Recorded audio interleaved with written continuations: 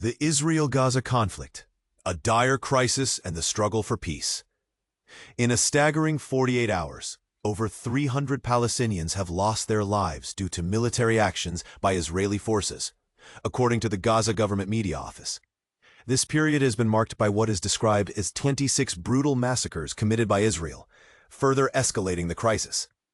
Amid these grave losses, at least 73 Palestinians have died since Thursday morning, including 33 at controversial U.S.-backed Gaza Humanitarian Foundation (GHF) aid sites, locations that have been under intense scrutiny due to their operational challenges. Among the distressing events, Israeli forces' assault on a tent in Al-Mawasi killed 13 people, while another tragic attack on Mustafa Hafez School, which was sheltering displaced families west of Gaza City, resulted in 11 deaths and many injuries. Medical sources from Al Jazeera report that these assaults have predominantly struck civilians seeking shelter, those hiding in their homes, local marketplaces, and essential community facilities, as well as those searching for food in a humanitarian landscape on the brink of collapse. But here's where it gets controversial. Al Jazeera's correspondent, Tariq Abu Azum, narrated the harrowing experiences from Deir el-Bala, where Palestinians attempting to get essential aid were met with sudden and unexpected gunfire. Survivors described how they had no warning, only the terrifying sound of bullets. The chaos prevented medical and emergency responders from reaching the injured. And this is the part most people miss.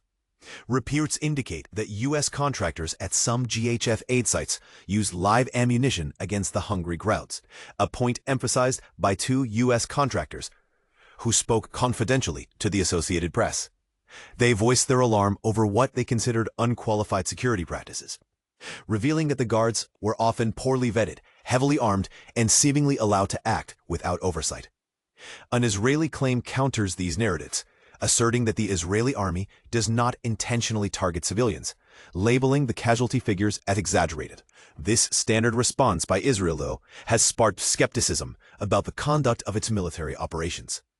However, a bold assertion from Dr. Mads Gilbert, an emergent medicine expert with 3 decades of on-the-ground healthcare experience in Gaza, characterizes the GHF's operation as part of an ethnically cleansing agenda, expanding the crisis far beyond immediate humanitarian relief.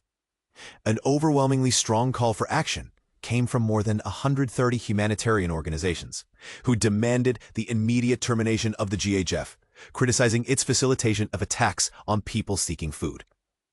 Since its inception, the GHS has been a site of tragedy, with over 600 Palestinians killed and nearly 4,000 wounded while trying to get assistance.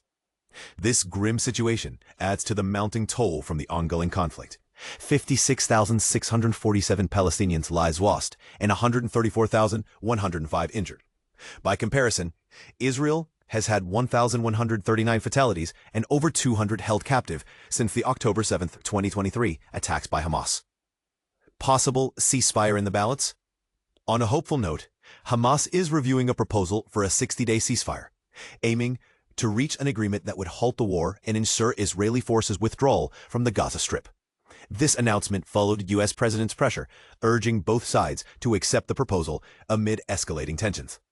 What are your thoughts on the paths to peace in the region?